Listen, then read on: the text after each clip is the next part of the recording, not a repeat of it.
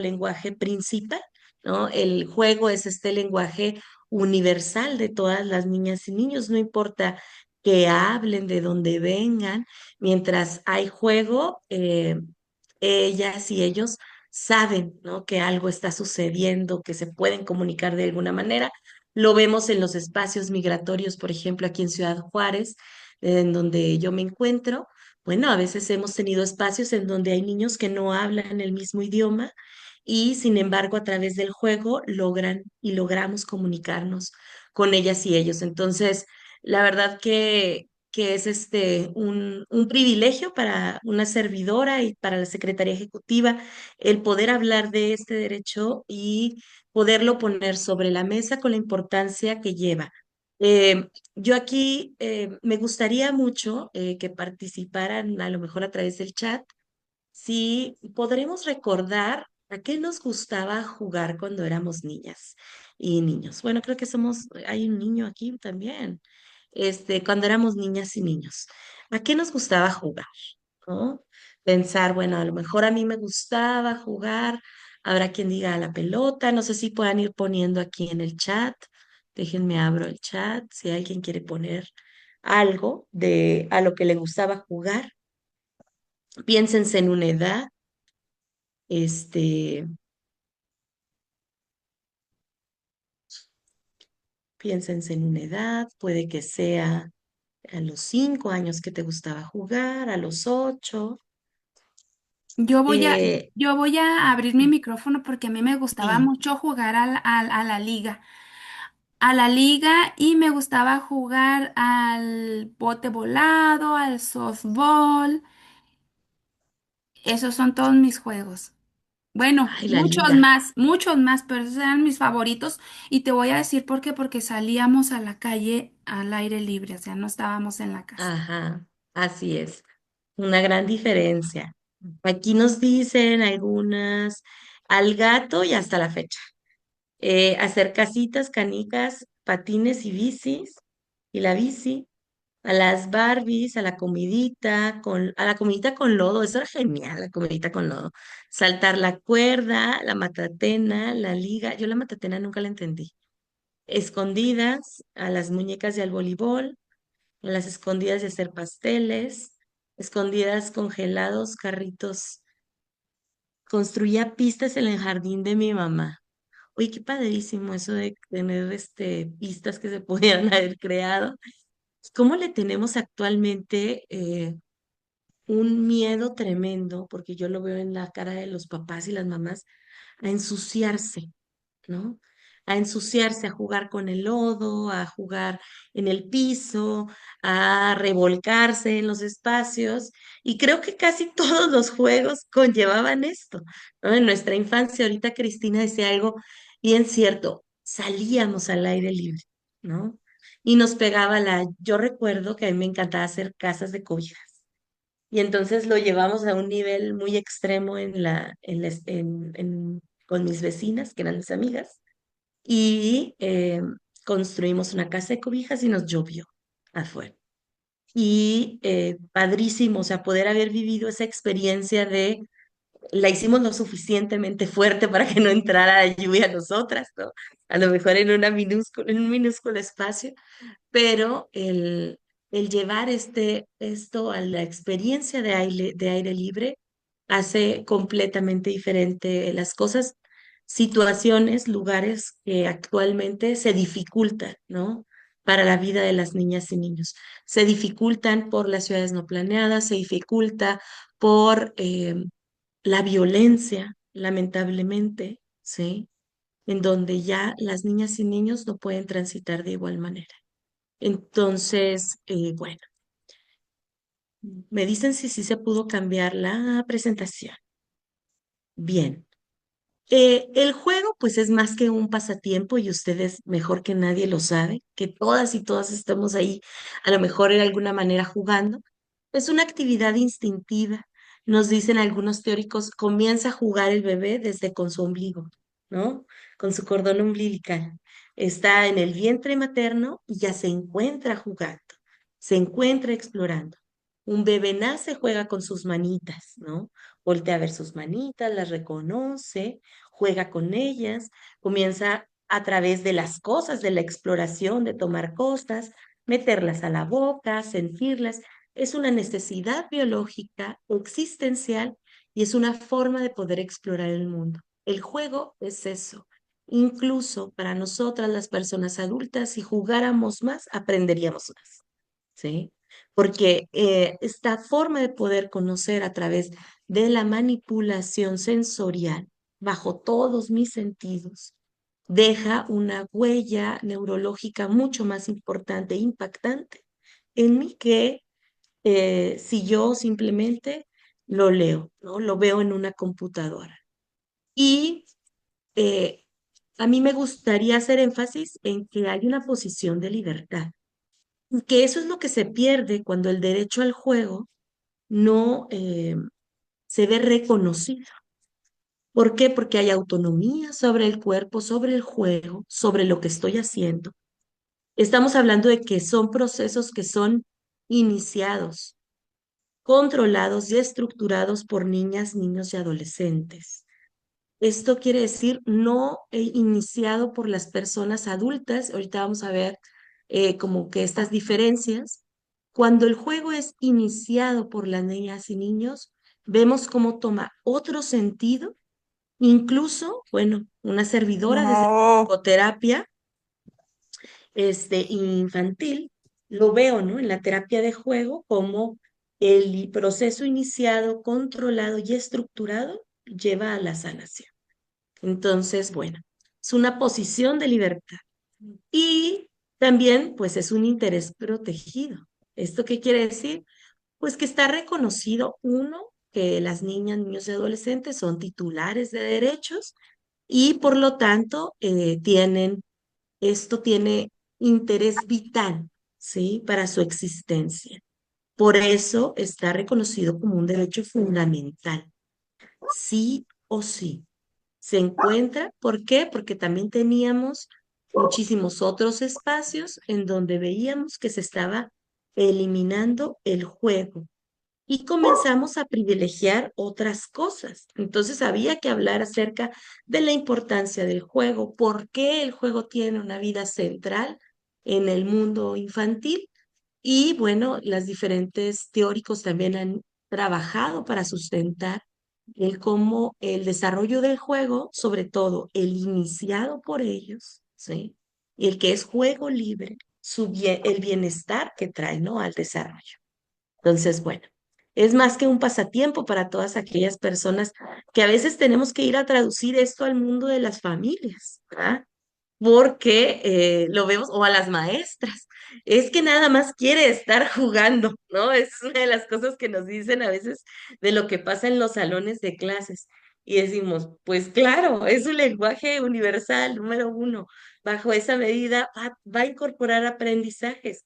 Y es el único trabajo que un niño tendría que estar haciendo es jugar, ¿no? Empezando por ahí. Entonces, empezar a cambiar ese paradigma sobre qué es el derecho al juego. Y bueno, hay una normativa alrededor de todo esto, hay una normatividad. Y claro, tenemos la normatividad internacional, la Convención de los Derechos del Niño reconoce el juego, bueno, como, de hecho lo incluye como al descanso, incluye el derecho al descanso, al esparcimiento y a las actividades recreativas y el juego. Como quien dice, lo coloca, ¿no? En un lugar fundamental. Nos dice claramente, no es un lujo, es parte de su desarrollo cognitivo y emocional. Es una de las cosas que nos dice de manera fundamental. Y que tenemos los estados, parte de esta convención, el deber de asegurar todos los momentos seguros de juego y sobre todo el juego libre, ¿sí? Es parte de lo que nos dice esta normativa internacional, que tenemos que estar trabajando por y para garantizar el derecho al juego. Y ahí es donde, jole, lo patinamos, ¿no? Patinamos porque realmente son a veces la última cosa que se toma en cuenta. Yo veo a veces los parques, al menos aquí en Ciudad Juárez, ¿verdad? yo veo aquí estamos siempre en un calor, imagínense, pues, arriba de los 40 grados en verano, y todos los parques de lámina en su mayoría, ¿no? Pues tú te resbalas por algún juego de esos y dejas la mitad de tu cuerpo ahí, esa es una realidad en Juárez, ¿verdad? O no te puedes subir al columpio porque es de acero, entonces totalmente imposible, no hay árboles, no hay una sombrita, o sea, ¿se va a privilegiar el juego de esa manera? No, ningún niño saldría a jugar en ese horario después de la escuela. Y entonces es cuando tenemos a lo mejor niños muy noche en espacios de parque o que ya no pueden salir porque se vuelven espacios inseguros, no hay alumbrado público. Entonces, pareciera que están diseñados solamente para verlos. Yo les voy a contar una anécdota que se queda aquí entre nosotras. No hace tanto tiempo, eh, su casa, que es mi casa, su casa, tiene un parquecito enfrente, ¿no? Y los únicos juegos que había eran juegos para niñas y niños muy grandes. Entonces, en ese tiempo, mi hijo, el más pequeño, era más pequeño aún, tenía 1 o 2 años. Entonces yo decía, en algún momento se vio la posibilidad de colocar unos juegos para primera infancia, que es también parte de lo que a veces como que olvidamos, ¿no? Que existen bebés.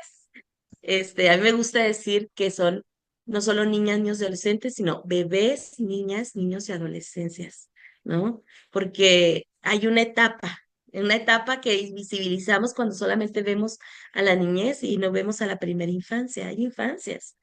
Entonces, se colocaron estos juegos entre otros vecinos, una servidora, ya los niños estaban muy felices, la mayoría eran bebés, entonces tenían manera de escalar, subir, etcétera. Y en alguna ocasión, yendo hacia los juegos, un vecino los había desinstalado. Los juegos estaban desinstalados. Y se preguntó como por qué, y la respuesta fue que secaban el zacate.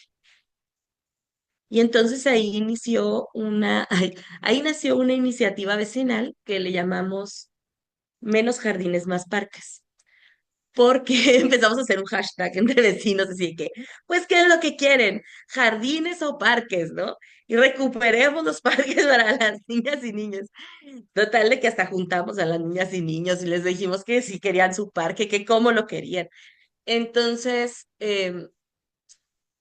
la, yo diría que el no conocimiento, ¿no? El no conocimiento del reconocimiento a materia internacional incluso de este derecho nos hace como personas adultas pensar que el mundo solo es de nosotros, y que no pudiéramos interponer un amparo, por ejemplo, en materia de juego. ¿No? O sea, como que ese tipo de cosas, las personas adultas nunca lo preveemos. Y es parte también, no solo de que el Estado es quien garantiza, como si así debe ser, el Estado es el único que garantiza, pero la comunidad es corresponsable, ¿sí? Y esto también nos dice el artículo 31 de la Convención.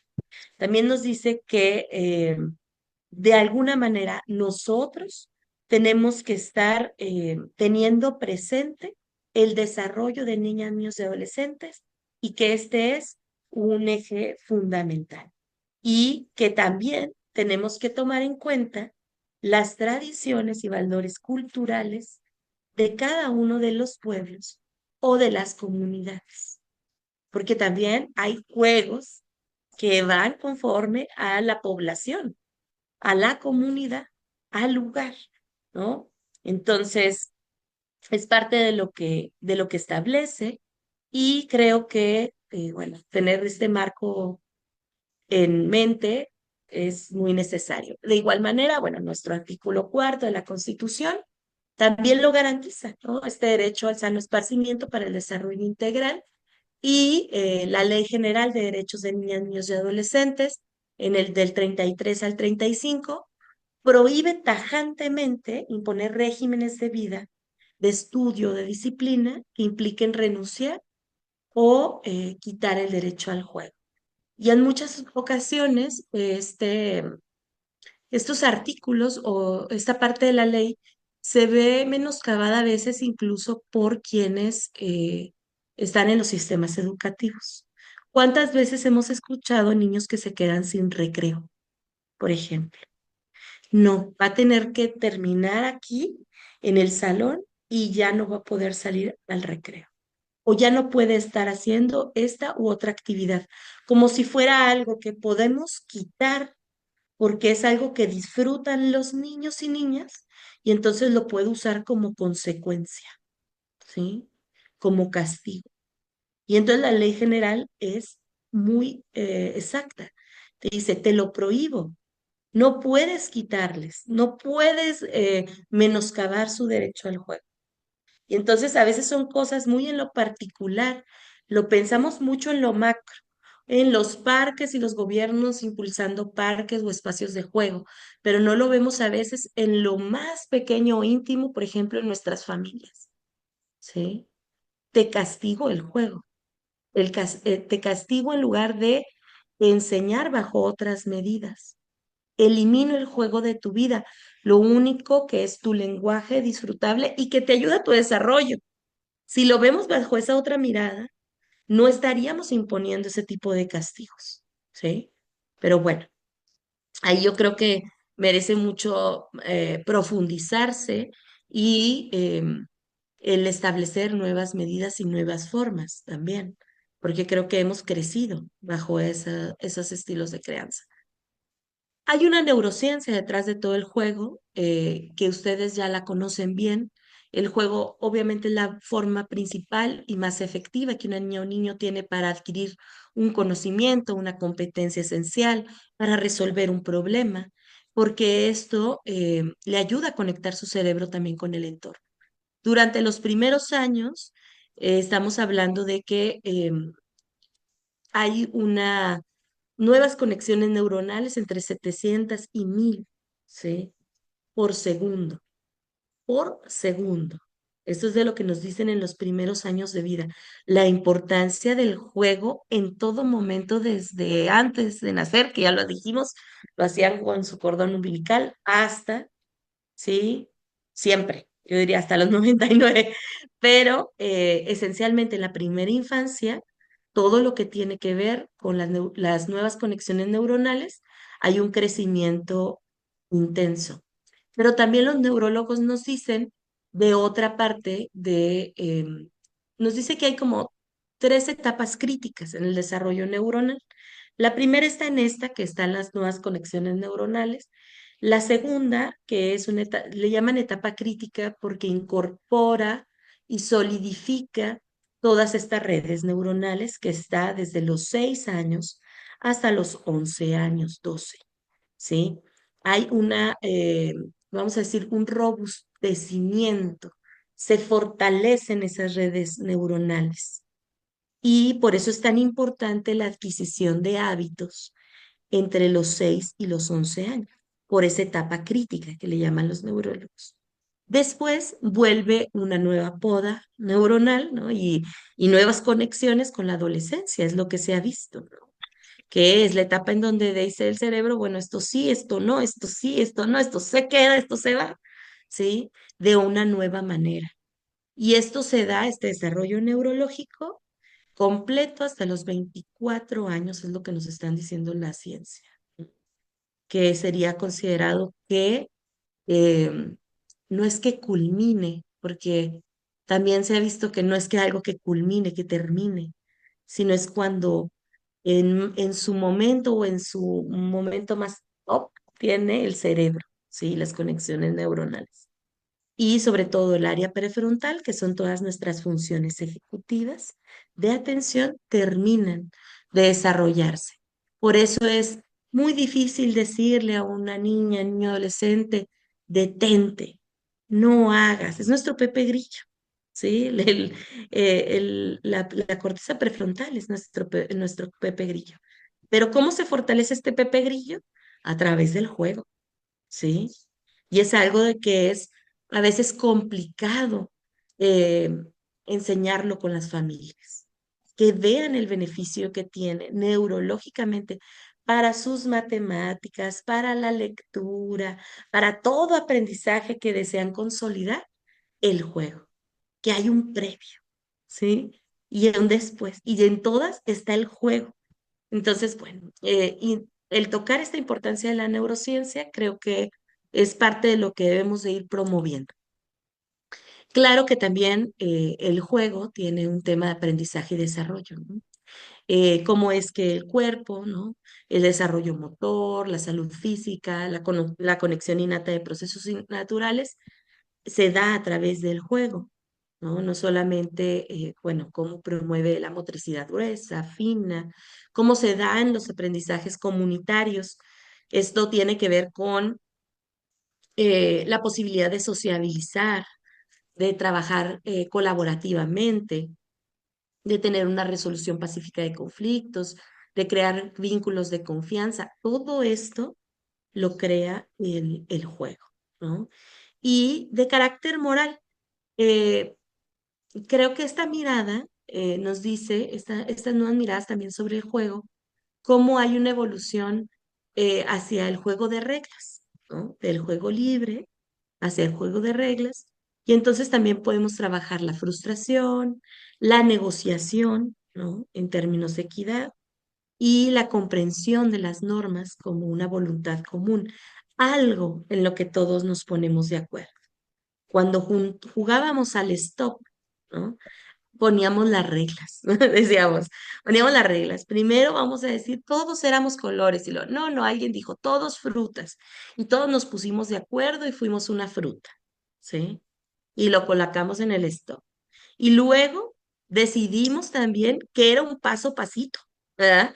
Porque no era lo mismo quien tenía un pasotote o un pasito. Entonces decidíamos también, teníamos una comprensión de reglas con voluntad común, ¿sí? Entonces, el juego es ese ensayo también, ¿no? Ese ensayo, vamos a decirlo, hacia la vida adulta, en donde podemos trabajar la frustración, donde podemos trabajar el manejo del tiempo. Y son esas partes o esas cosas que a veces incluso en terapia, ¿no? A las familias hay que explicarles por qué se lleva de tarea el que va a jugar a una u otra cosa, a tener tiempo de juego libre, en qué ayuda y en qué beneficia. Y si esto lo incluyéramos mucho más en todas nuestras currículas, veríamos la diferencia. Creo que todas y todos en su mayoría tuvimos algún maestro o maestra que usó las herramientas del juego y nos ayudó a entender mucho más las cosas, ¿sí? Nosotros lo veíamos. Yo tenía un maestro, me acuerdo, de matemáticas que nos sacaba y con el cuerpo medíamos y jugábamos y veíamos y experimentábamos. Entonces, de alguna manera, no solamente desarrollábamos nuestra imaginación, sino todas nuestras habilidades cognitivas se ponían al servicio del juego, se ponen al servicio del juego. Entonces, esta parte la reconoce la convención, ¿sí? La convención y las normativas reconocen la importancia para el aprendizaje y desarrollo.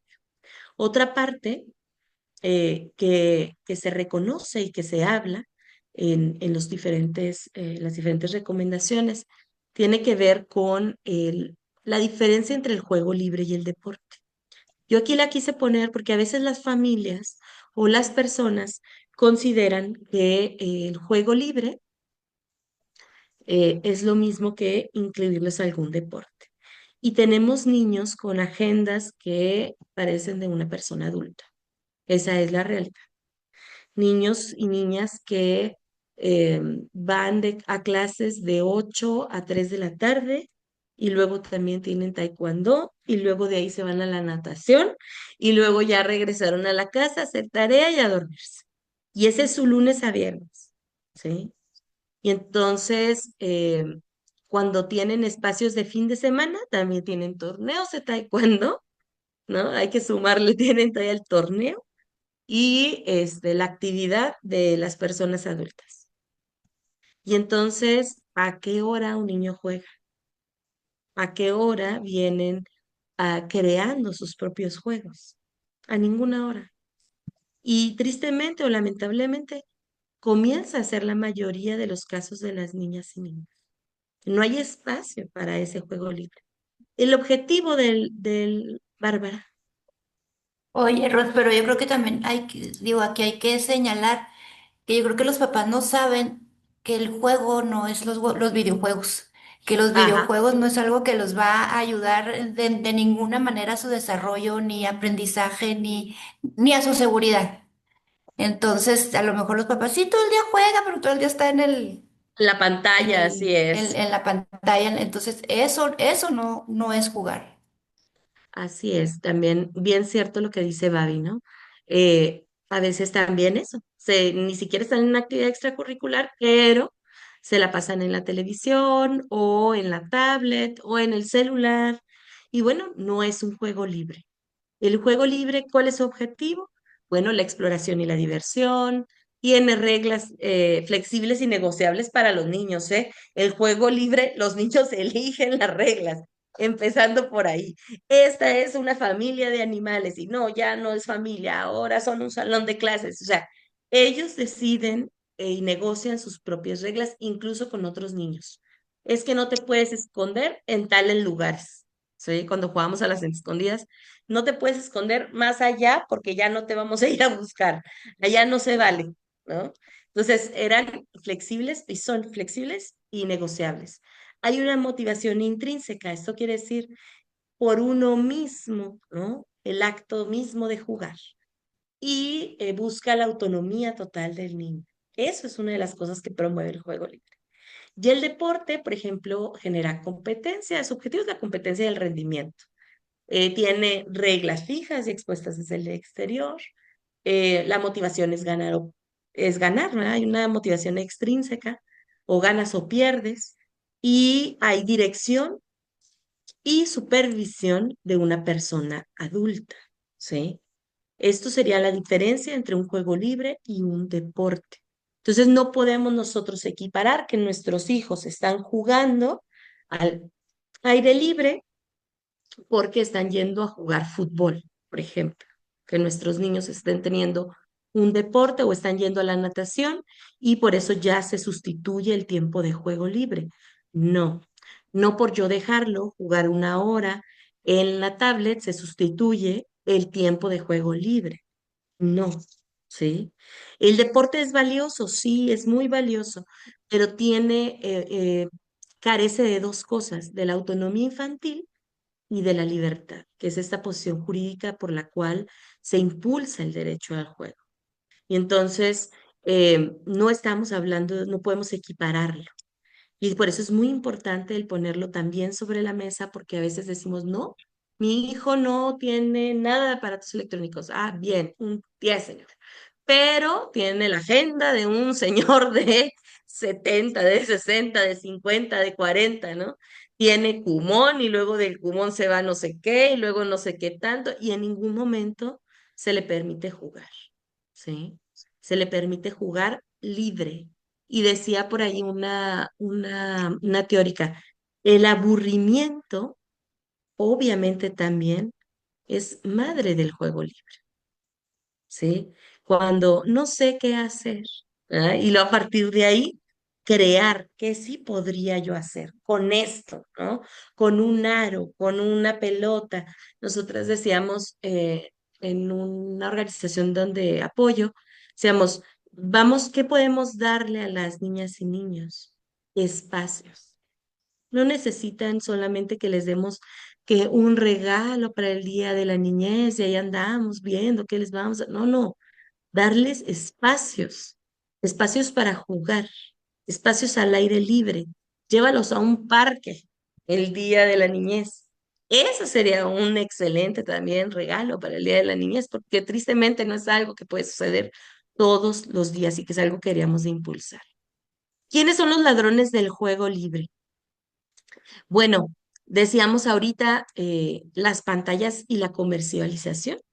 ¿no? Estos juegos pasivos estructurados por el mercado en una pantalla, que lo único que hacen es mermar las conexiones neuronales, efectivamente, no va a ser de igual manera que si yo tomo el objeto, veo el objeto, toco, huelo el objeto, a tener simplemente el scroll en mi mano.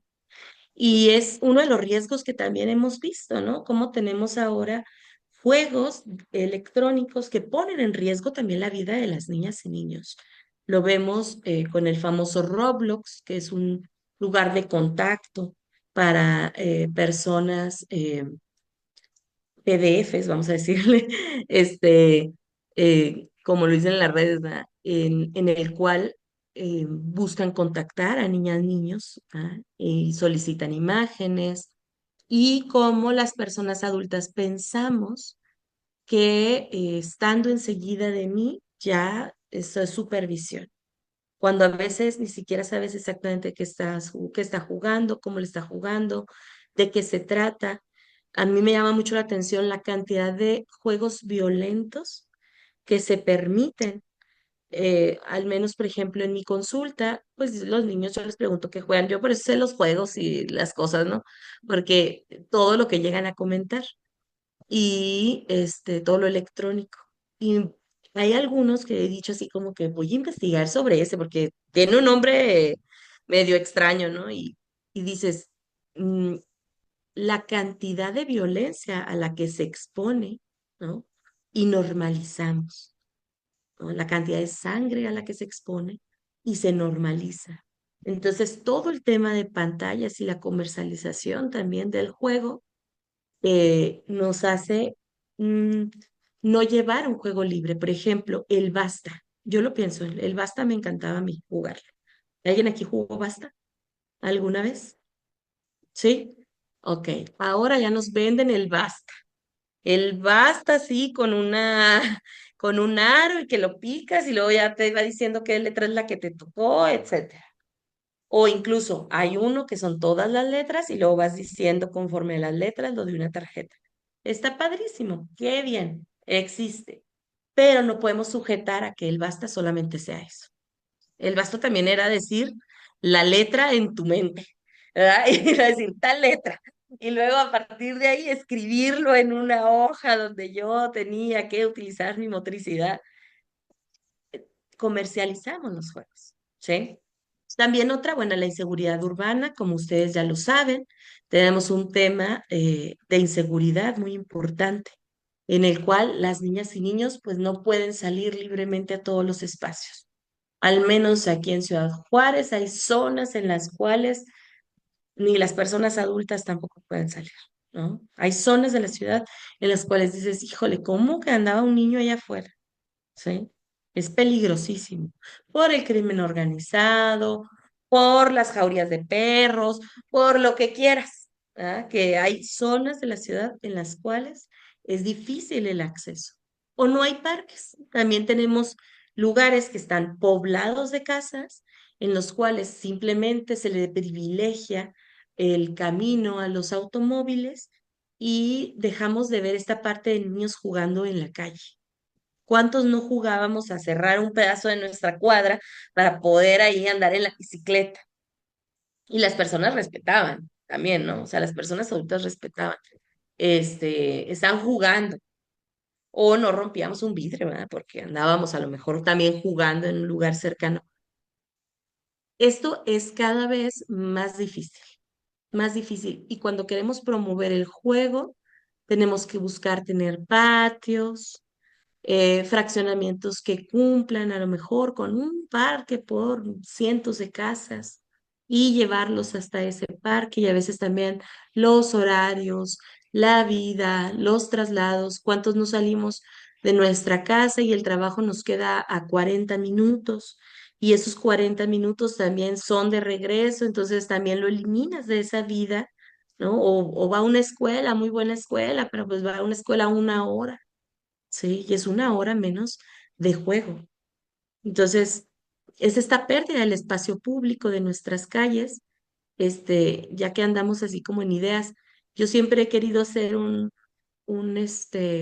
sendero para bebés, o sea, llevar nuestras carriolas, nuestros niños más pequeños, porque también eso, andan las bicis algunas, ¿verdad? Que son más osadas, que andan por ahí en que recuperando espacios públicos, y tenemos bicicletas muy veloces, ¿verdad? Gente más rápida en sus bicicletas, tratando de recuperar el espacio. Pero para las niñas y niños más pequeños es difícil, ¿no? Porque van en los triciclos, van en los patines, en las carriolas y también tienen derecho a ese espacio. Entonces, bueno, está el tema de la inseguridad urbana. Nos habla también toda la agenda saturada. Nos dicen la recomendación, dice, hay una agenda saturada, hay una presión por prepararlos para el futuro sacrificando el presente. Es una realidad. Y las escuelas privilegian en muchas ocasiones que en la escuela se da todo y hasta chino, mandarín, francés, no sé qué, pero nada es a través del juego. Y entonces los reportes que se tienen de los niños, tenemos madres y padres muy frustrados porque tienen reportes en rojo, por ejemplo. Aquí es muy común que los niños en Ciudad Juárez estudien en El Paso. Es como una cosa muy común, ¿verdad? Los niños cruzan, regresan, etcétera. Entonces, en Estados Unidos hay en varias escuelas me doy cuenta que hay una semaforización de las conductas. La maestra te dice si saliste en rojo, en amarillo o en verde, ¿no? Y conforme tu conducta fue en ese día, es rojo, amarillo, en verde. Y lo que más me llama la atención es que las conductas en rojo tienen que ver con jugar, ¿no? El niño jugó en un momento que no tenía que jugar. El niño se movió en un momento que no se tenía que mover. Y yo digo, pues, ¿qué esperan estas personas de un niño de 5 años? ¿Qué esperan de un niño de 4 años en el kinder? De 6. Un autocontrol, las 8 horas que va a la escuela. Que nada más salga a jugar en el tiempo que tiene de receso. O sea, en serio, es un tema que dices, es imposible. Si yo, Rosela, me tengo que estar parando, ¿sí? Cada cierto tiempo me muevo, ¿sí? No puedo estar en una sola actividad. Y luego si me toca estar en un lugar en el cual tengo que estar así sin moverme mucho, tengo los pies moviendo. Y voy por un café y me como una galleta y luego voy y no sé qué y luego como que escribo. Si yo no puedo sostener la atención tanto tiempo, cuanto más una niña o un niño. Requiere expresarse en su lenguaje y el lenguaje es el juego. Y entonces pensamos que el futuro de nuestros hijos se va a mermar o de nuestras niñas y niños se va a mermar si juegan mucho y tienen poco tiempo para sus otras actividades. Y pues estamos bien equivocadas y equivocados. Porque cuando van a la psicopedagogía y cuando regresan con psicología y cuando vuelven a todas estas otras áreas, ¿qué es lo que primero que hacemos? Jugamos, ¿no? O sea, qué frustrante para la señora. ¿Cómo que no se sienta a hablar con el niño? No, jugamos, señora, pues es el lenguaje del niño, ¿sí? Otro que es muy real también es el trabajo infantil y la pobreza, que obviamente esta es una violación directa a los derechos de niñas, niños y que no podemos dejarlo exento, porque así como hay niñas y niños que posiblemente tienen todo el acceso a un espacio de parque en sus fraccionamientos, un lugar, hay niños que están trabajando, hay niñas y niños que son jornaleros, hay niñas y niños que se encuentran en nuestros semáforos, que están pidiendo afuera de las tiendas, donde si no lo hago, no hay un taco, ¿sí? Que sostienen hogares. A nosotras nos toca acompañar dentro de nuestro sistema. Está un espacio para niñas y niños que se llama Casa de Asís. Y Y ves cómo las niñas y niños vienen de espacios muy parentalizados, donde ellos eran esa figura, ¿no? Autoritaria y de trabajo, y que la familia no comía si no trabajaba el niño o la niña. Y tenemos niños en lugares donde no vemos, en caballerizas, cuidando gallos o gallinas, yendo a limpiar jardines. Aquí en Estados Unidos, en la frontera, tenemos niñas y niños que se dedican al cruce de personas, niñas, niños y adolescentes que se dedican al cruce de personas y que es parte de su trabajo, ¿no? En lugar de estar eh, jugando, desarrollándose. Entonces tenemos unos ladrones del tiempo de juego muy importantes también sobre los cuales hay que impulsar política pública. La política pública que impulsamos debe no solamente ir orientada a una sola cosa, a varias, ¿no? ¿Cómo hacemos para empujar que todas las instituciones, organizaciones tomemos una parte de nuestra agenda para esto? Y hablar de los ecosistemas lúdicos, ¿no?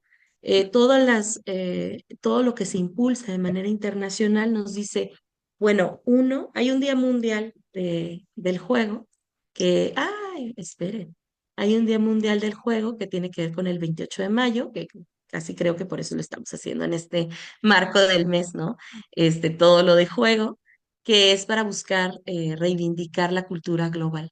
Yo les diría, que una cosa que podamos hacer, para el día del juego, dejen jugar. O sea, ¿qué vamos a hacer el Día Mundial del Juego? Deje jugar, no ande queriendo usted inventar el juego de las niñas y niños. Ponga las cosas y que ellos decidan a qué quieren jugar, ¿sí? También eso. Y no necesitamos ni eventos costosos, no requerimos regalos, es jugar por jugar, ¿sí? También nos habla acerca de los barrios y espacios jugables vecinales, ¿no? Ir transitando de estos juegos de plástico a espacios con elementos naturales, que podamos también tener contacto, ¿no? Con elementos de diseño más inclusivo también. Aquí hay juegos o espacios de juego en donde una niña o un niño con una silla de ruedas o con un andador no podría accesar. Sí. Y nos olvidamos que esa otra parte también juega, como que queremos solamente ver una parte. Y en las instituciones, el impulsar las ludotecas, ¿sí? Entornos recreativos seguros, educativos, para poder explorar a través del juego y poder fortalecer valores y crear lazos comunitarios. Vamos impulsando ludotecas. Yo me acuerdo mucho cuando mi niño, el más pequeño, una vez de esas veces que no hay escuela y que viene conmigo, ¿no? Que ahí anda en las oficinas. Este, Fuimos a una oficina a dejar unos papeles, unas actas que tenían que firmar y teníamos que mandarlas a Chihuahua. Y fuimos a una oficina que es pues muy conocida por la infancia a nivel internacional, no es, voy a omitir el nombre, este, aquí en Juárez.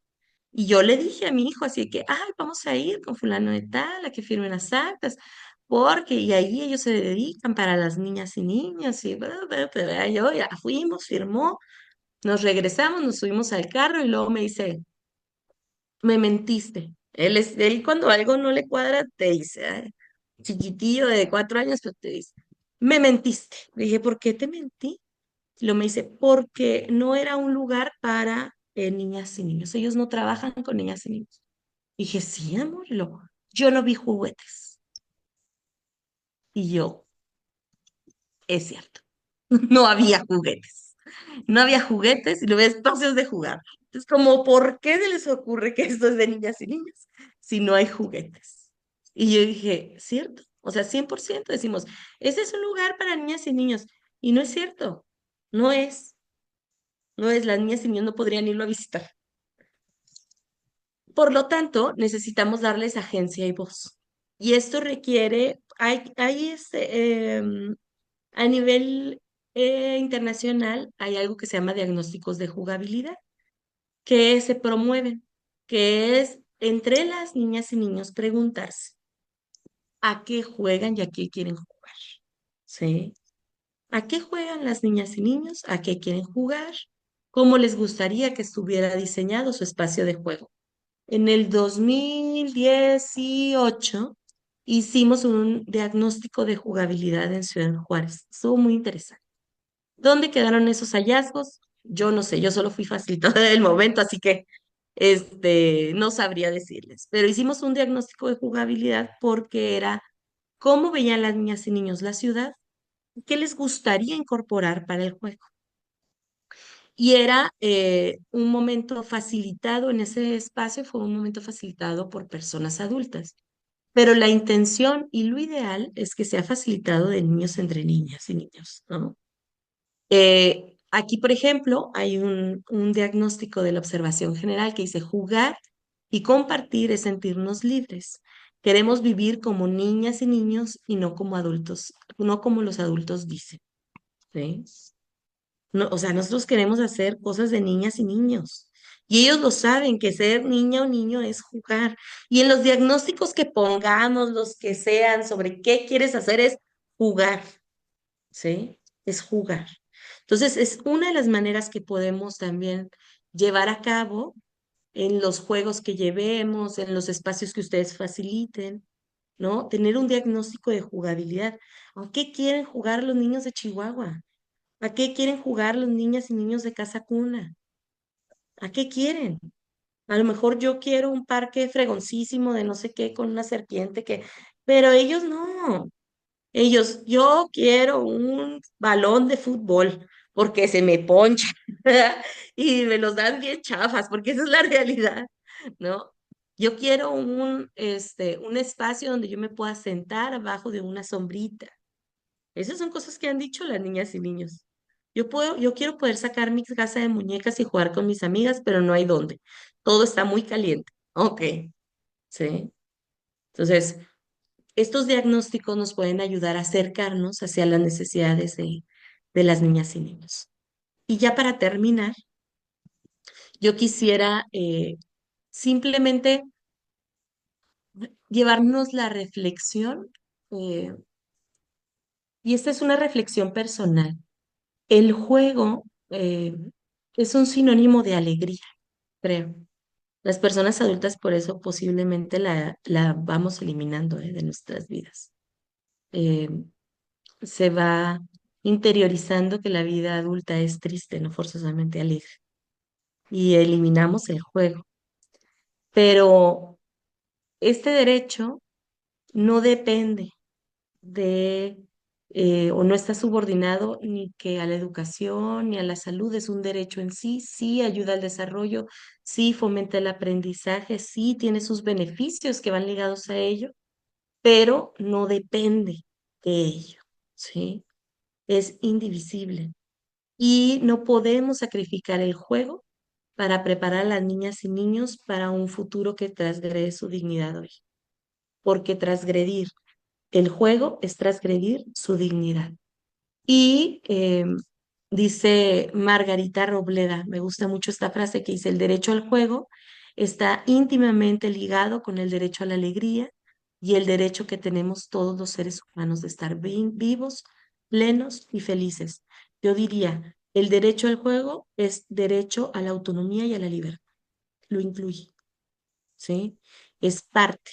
Entonces, de una u otra manera tenemos que seguirlo promoviendo, seguir promoviendo estos espacios, espacios libres de pantallas, espacios libres de la dirección adulta, espacios de juego libre.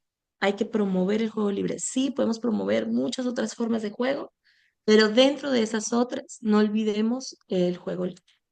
Y bueno, yo les dejo aquí mis datos también. Obviamente tienen los datos de Babi también por ahí, de nuestra secretaria ejecutiva en la ciudad de Chihuahua. Cualquier otra cosa que requieran en Ciudad Juárez, yo estoy a la orden, o en línea, ¿ah? Yo estoy a la orden, para todo lo que venga. Usemos el juego, el juego es sanador, el juego es sanador definitivamente, es una herramienta de sanación. Ah, ya vamos. Muchas gracias, Rosela. A mí me gustaría Gracias. saber qué opinan mis compañeras, alguien que quiera opinar algo de la participación de Rosela, que para mí fue extraordinaria tu participación. Muchas gracias, Rosela, porque hemos compartido esta misma visión que desde Avilé la trabajamos como este derecho libre, este derecho a una mirada que no sea adultocentrista, que sea desde una mirada desde lo infantil, y que el impulsar estos espacios seguros, inclusivos, participativos, sea algo generador en nuestras instituciones. Primero tenemos mucho trabajo que realizar, pero primero podemos hacerlo en nuestras instituciones y por eso esta participación de las personas que se quieren capacitar como facilitadores de juego precisamente para una sensibilización en nuestras instituciones y que dejemos de ver esta mirada del juego como algo prohibido o algo que se dirija nomás a la educación y que se dirija más bien a espacios libres de pensamiento, de desarrollo de pensamiento crítico y autogestivo también de los niños como una herramienta para un presente, como dices bien tú, precisamente un presente y en el impulsar estos espacios físicos que no tienen que ser como dices tú, con grandes Elaborados. elaborados. Mira, yo les comento algo, yo estuve trabajando en una biblioteca infantil en donde a veces es imposible el poder conectar o hacer sinergia con algunas otros profesionistas, en donde hacíamos ferias de libros y los libros infantiles se tapaban, se condicionaban a tantos libros porque me los maltratan, porque Ajá. me los desordenan o no los, o sea, son nuevos, no pueden agarrarlos los niños, me explico, o espacios llenos de tapetes y juegos didácticos, pero esos son solo espacios físicos.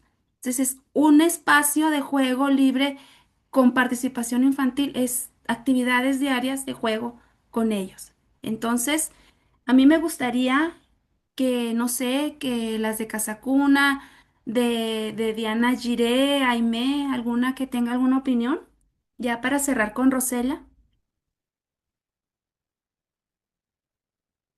les da en el chat, nos pueden poner, muchachas. Y ya levantaron la mano. Adelante.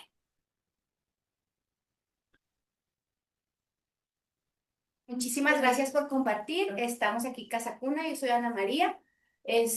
Fíjate que me cobra mucho sentido la parte esta del juego, ¿no? Nosotros cuando llega, bueno, tenemos un protocolo, bueno, y parte de eso es como evaluarlos, ¿no? Y es mediante el juego, antes de la evaluación es el juego. Y simplemente es como, ¿a qué quieres jugar? ¿No? Y ya, escogen un juego. ¿Y qué quieres que haga yo? ¿No? Entonces ellos me dicen, y ahí Ujú. vas descubriendo muchas cosas de cuestiones familiares, de cuestiones de roles, ¿no? Simplemente llegan, agarran un juego y ahí los niños más grandes sí empiezan a platicar y tú dices, wow, no pregunté nada y ellos solos para expresar. Entonces eso es bien, bien increíble, o sea, no tienes que preguntar, ¿no? Entonces ellos solo expresan si tú les das ese espacio y esa confianza y ese cariño, ¿no? Así es como lo hacemos y se me hace súper, súper padre. Nosotros aquí de manera conjunta en distintas áreas en Casa Cuna, Montessori, desde supervisión, cuidadoras, juegan, la verdad es que juegan mucho con los niños, ¿no? Y ahora, bueno, con más ideas, pues pudiéramos empezar a hacer algo, sí, como más diverso, pero súper útil. Muchísimas gracias. Gracias. Y yo lo veo, por ejemplo, la diferencia de, claro, hay juegos que pueden ser estructurados y llevados y acompañados, pero en un primer momento, por ejemplo, con las niñas y niños en terapia, en espacios terapéuticos, la caja de arena sí sigue haciendo la diferencia. La vimos hace 1000 años y sigue siendo el hit ahorita, esa es una realidad, porque es libre, es su gran diferencia, ¿no?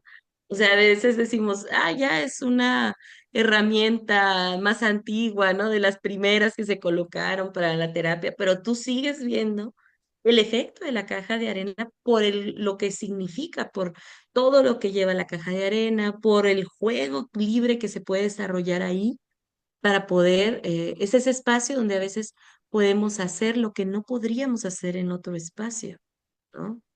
Enterrar, empezando por ahí, quitar, eliminar. O sea, el juego se lleva a un espacio de todo lo que no puedo hacer en físico, lo llevo aquí en representación y hay una transformación grandísima.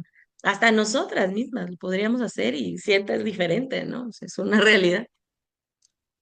Y también saber identificar los contextos, ¿no? Que a veces en algunos contextos nos funcionan ciertas dinámicas, en otros contextos nos funcionan otras. También las características de la niña, el niño, la niña, el bebé, porque a veces trabajamos en contextos donde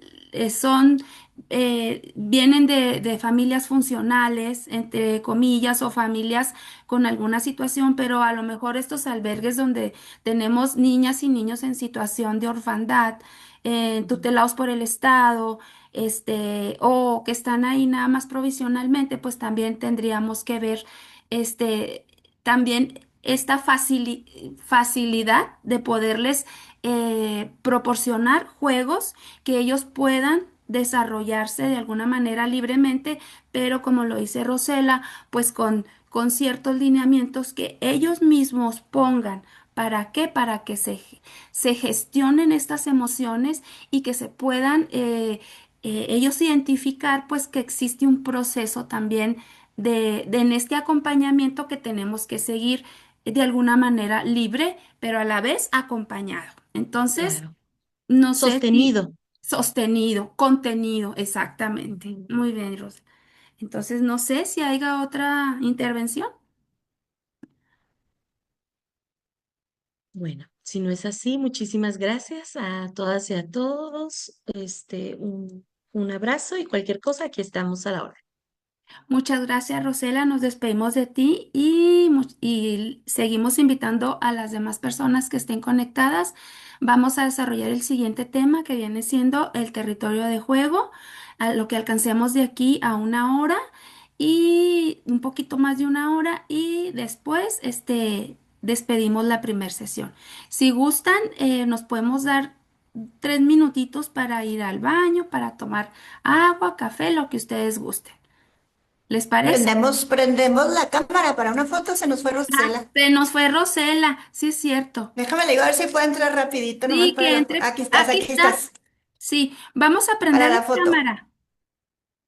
¿Tú El, la tomas, Cristi? Elian, como gustes, o tú, Berta, Tú. Mireya, Aimee, Casacuna. ¿Quién falta? Ahí va, una,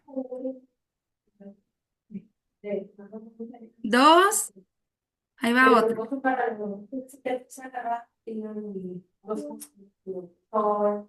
Listo, igual. Si alguien tomó foto o algo de lo otro, porfis me la manda para mis evidencias. Gracias. Claro que sí, y Bye. ahí la mandamos también al grupo de territorios de juego. Gracias, bye Un bye. abrazo, Rosela. Isis, bye. O te puedes quedar, ¿eh? Ay,